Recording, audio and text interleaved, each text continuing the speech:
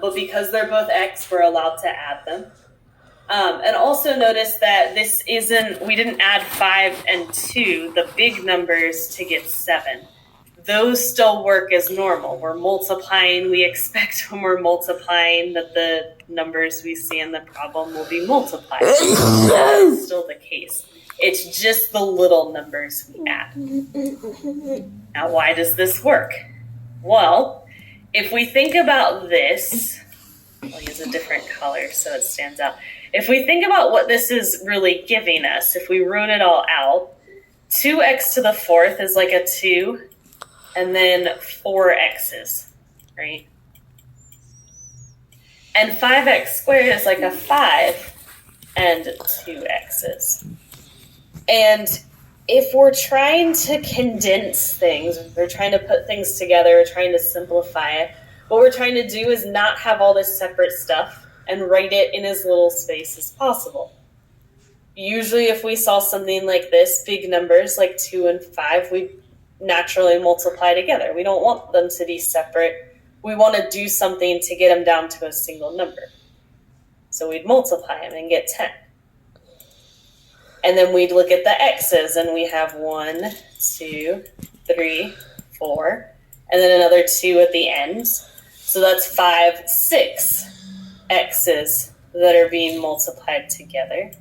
So we would condense them using exponents. Instead of writing out x times x times x times x times x times x, we'd put them together and write it as x to the 6, because that's really the same thing, right?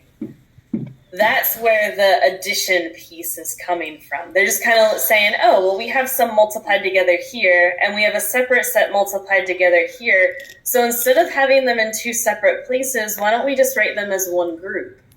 That's what we're really doing here. We're combining those separate groups, so we just have one set of x's, and we know how many there are in total.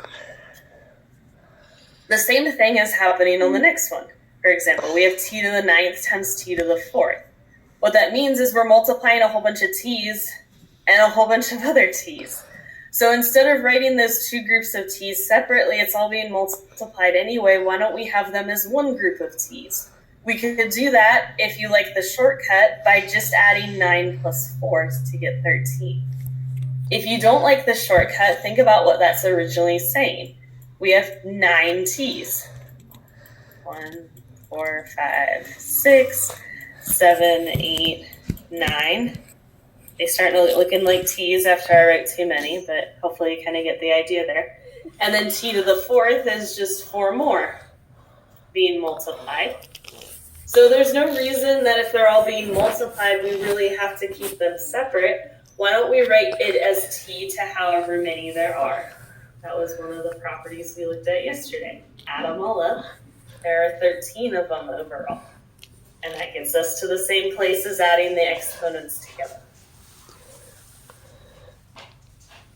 So, again, we're kind of thinking about how many of each letter there are and making it one exponent instead of separate groups. We are still multiplying the big numbers. This addition idea only affects the little ones. And that's usually the thing that is hard with this. Excuse me! That we're doing 2 different things. It's all multiplication overall, but just how the exponents work, we're technically adding them in this case. It's a weird idea. But let's see if we can put it into practice. I have 2 similar examples here that use this idea. For 4, we have 4x to the 4th times 7x to the 5th. And for 5, we have negative 3x squared times 2x. You already started teaching yourself this.